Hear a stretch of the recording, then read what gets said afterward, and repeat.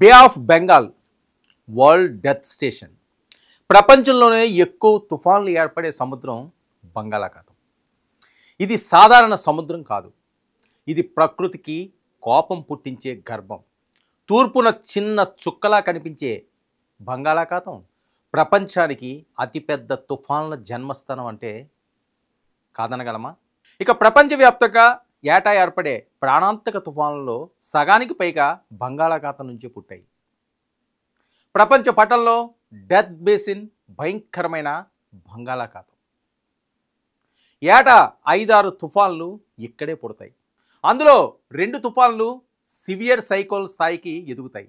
ఇక గాలిలో తేమ, వేడి నీరు, వంగిన తీర ప్రాంతం 3 అంశాలు కలిపి తుఫాను రాక్షసుని సృష్టిస్తున్నాయి. ఇక 1970లో భోలా తుఫాన్, బంగ్లాదేశ్ 185 కిలోమీటర్ల వేగంతో గాలి, 10 మీటర్ల ఎత్తు అలలు, దాదాపు 3 నుంచి 5 లక్షల ప్రాణ నష్టం. ఒకే రాత్రిలో దేశ చరిత్ర మారిపోయింది. ఇక 1999లో ఒడిశా సూపర్ సైక్లోన్, గాలి వేగం 260 కిలోమీటర్లు, 10,000 మంది మృత్యువాత. బంగాళాఖాతానికి ప్రపంచం డెత్ బేస్ అని పేరు పెట్టింది. ఇక 2014 హుదూద్, విశాఖపట్నం, దాదాపు 22,000 కోట్ల నష్టం.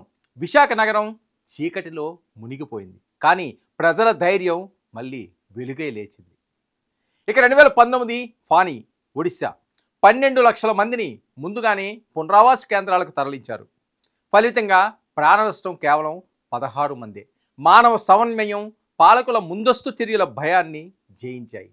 ఇక 2020లో అంఫాన్, పశ్చిమ బెంగాల్, దాదాపు 1,00,000 కోట్ల నష్టం జరిగింది. 100 మంది మృత్యువాత పడ్డారు. బెంగాల్ నగరాలు, అనేక పట్టణాలు, గ్రామాలు నీట మునిగాయి. సముద్రం చూపిన భయంకరమైన కోపంతో ప్రజలు చిగురుటారుకుల్లా వణికిపోయారు. అసలు ఎందుకంతా ఈ బంగాళాఖాతంలోనే. సముద్రం లోతు తక్కువ, పల్లంగా ఉండటం, గాలి నీటిని ఒడ్డుకు తోసి అలల వేగం పెంచడం, సముద్రపు ఉష్ణోగ్రత ఎప్పుడూ అధికం, తూర్పు తీర ప్రాంత జనసాంద్రత అత్యధికం కావడం కూడా. ఈ తీర ప్రాంతంలో దాదాపు 50 కోట్ల మందికి నివాసం కావడం వల్లే నష్టం ఎక్కువ వ్యాపిస్తుందని నిపుణుల అంచనా. ఇక ప్రతి 10 ఏళ్లకు ఒకసారి సూపర్ సైక్లోన్ తప్పనిసరిగా మారింది. మిగతా కాలాల్లో చిన్న చిన్న తుఫాన్లు, కానీ ప్రాణ నష్టం మాత్రం భారీగానే ఉంటుంది. ఇక 2008లో బర్మా నర్గిస్ తుఫాను, 1,40,000 ప్రాణాలు పోయాయి. 20 లక్షల మంది నిరాశ్రయులయ్యారు. డెల్టా కాలువలు, గ్రామాలు అన్నీ క్షణాల్లో చిరిగిపోయాయి.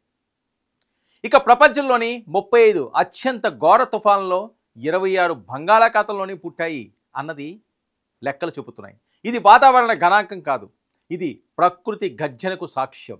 వాతావరణ శాస్త్రవేత్త బాబ్ హెన్సన్ మాటల్లో చెప్పాలంటే, భూమి మీద ఇక్కడ తప్ప ఇంకెక్కడ ఇంత దారుణమైన పరిస్థితులు తలెత్తవు అన్నారు ఆయన. ఏటా అక్టోబర్, డిసెంబర్ల మధ్య తీర ప్రాంతంలో వినిపించే ఒకే మాట, ఈసారి ఎక్కడ పడతావు, బంగాళాఖాతం తుఫాను అని.